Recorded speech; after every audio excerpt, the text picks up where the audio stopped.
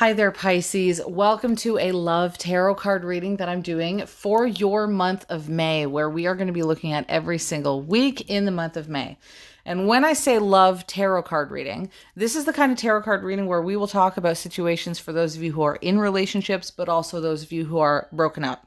I also am going to dedicate some time to talk about those of you who are in the friend zone and the situationship territory. And for those of you who don't have anybody in particular in mind, maybe you're just thinking about going out there into the world of dating, I'm also going to include your energies in this as well.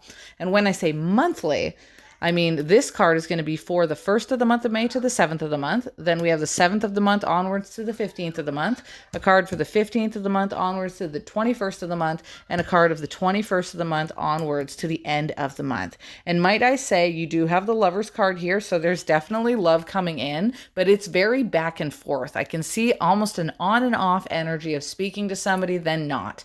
So let's get into it with that being said, starting with the very first card of the month. You have the Lover's card. The Lover's card is a fantastic energy, especially when it's in the upright position, because it does talk about you coming together with somebody. This could be somebody that you're getting closer to. This could be someone you're in a relationship with. If you're in a relationship, things do feel that much better at that point in time in the first week of the month of May.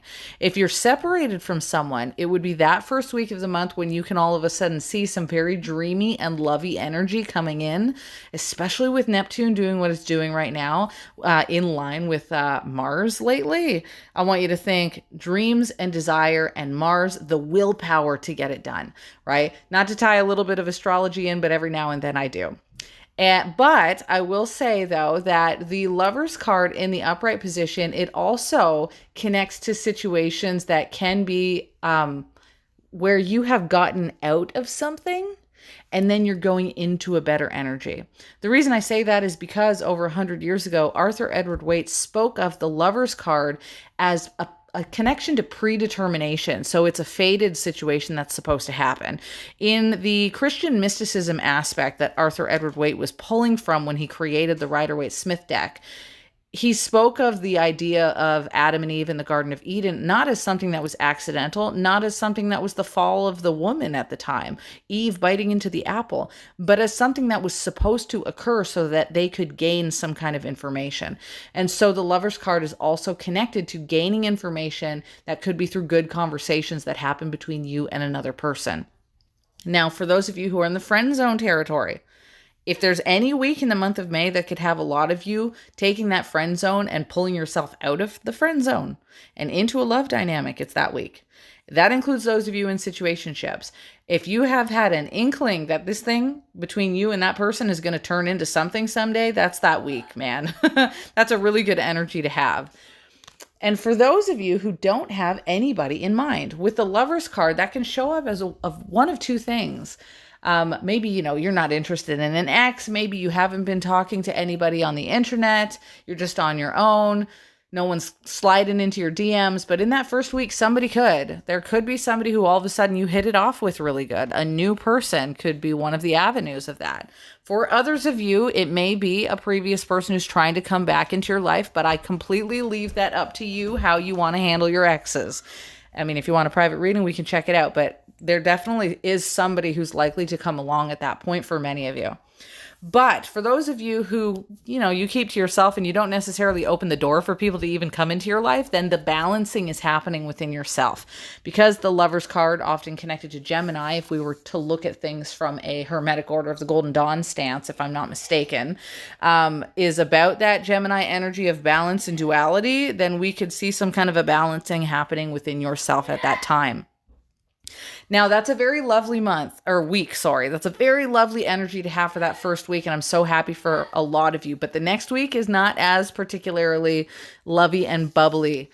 It's more of a reality hit. It's more of like a reality check where all of a sudden after the 7th of the month onwards to the 15th, something goes into a state of suspension. That could be things kind of go on pause. Things feel like they're stuck. They feel like they're in limbo. This isn't about necessarily an ending because we do have a return from an ending later on. I'll get to that in a moment. But for now, it could show up in the realm of a little bit of distance, a little bit of solitude on your own, taking some downtime, somebody really having to do their own thing for a little bit. So you could be really close with somebody in the first week there, and then all of a sudden you guys have to pull it back a little bit for some reason in the second quarter of the month. For those of you, though, who are not with somebody, and again, you don't have your eye on anybody, you're not looking at trying to get back with an ex or anything, then this solitude and downtime is on your end, which allows you to look at the perspectives of your life and how you handle love and understand yourself that much more fully. You might be saying to yourself in that particular week, what do I need from love? How do I limit myself in love? Is there any way I can expand myself? Is there any way where I can find myself feeling more comfortable with putting myself out there, or with understanding the structure of what I need, right? It's about perspective shifts and why you might have felt stuck in the past and how you can undo that. I want to pause here for a moment and just mention before I get into the last 2 weeks of the month of May that this is not the only reading I'm doing for you. I am doing a life reading about your month of May as well, so we can talk about careers, jobs, education, that bill payment that you've been worried about. Whatever it is in your life that's happening, if you're interested in that extra video, feel free to check out the subscriber button at the top of my TikTok. If you click and become a subscriber, you can unlock all of the extra monthly videos on life that I have. But if you're not a TikTok person and you like things more like Patreon, the same videos will also be unlockable, all of the extra content on my Patreon. So you can feel free to check that out too at the link in my bio. Now, the 15th of the month onwards to the 21st of the month is a little bit difficult. There is a really good depiction of this Five of Pentacles energy that I find comes in from a deck called the Vice Versa Tarot deck that I'm reminded of right now, where the Five of Pentacles can often bring headaches that are occurring. That depiction on that card, based off of the traditional Rider-Waite-Smith deck, which this deck, which is called the Dark Fantasy deck, is also based off of the traditional Rider-Waite-Smith deck. Well, that Vice Versa deck and a lot of the understandings and different depictions of the Five of Pentacles sometimes has a picture of a person whose hands are in their head. So they're like covering their head. They're like, oh my gosh, what's going on? I feel like I have a headache with this situation. So what could have started off as a little bit distant between you and a person, or a lot of this self-discovering, self-reflected concept of how you're stuck in a situation for some reason, it could continue into that third quarter of the month. That energy that you're giving yourself or you're experiencing that feels like a headache, and it does exactly that. It gives you furthering a point of tension at that point that doesn't seem to be resolved. I also want to mention that the Five of Pentacles sometimes does come across as a card, which is depicted with the image of somebody who's walking away. Usually not them walking away from a person, though. Like this deck here, even on this one, it is about people walking away together, but it feels sometimes like somebody is left out in the cold a little bit. So that could be it. You might feel like in that second quarter that you felt a little left out, and by the third quarter you're like, okay, I know I'm definitely outside of the situation a bit. And then for those of you who again don't have anybody in mind, then there might be some information that you're waiting for or you're trying to gather, but you feel like detached from love still for some reason, so it's hard for you to get that answer that you're looking for as to how to bring that much more love into your life. What I think is really nice, though, as much as this card looks devastating, obviously, the Ten of Swords is here in the reversal position, and the reversal is the good way to get it. Arthur Edward Waite, in his book, The Pictorial Key to the Tarot, spoke about the Ten of Swords when it's in the reversal as a card that actually means you get a success. But the interesting thing is that the success that comes in is temporary at that point.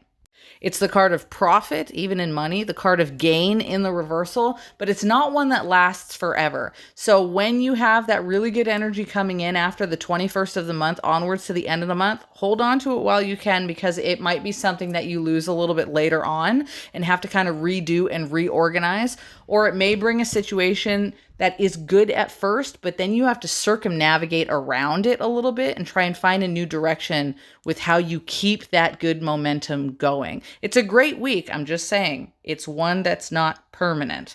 It also talks about returns, people coming back from situations, revelations, and a little bit of light shining on some harder times, especially the ones that happened in the week before. So you can expect news, communication, information, and revelation at that time as well. I'm going to leave you guys off with that, and I'm going to hop over to your life path video. Thanks very much. Bye for now.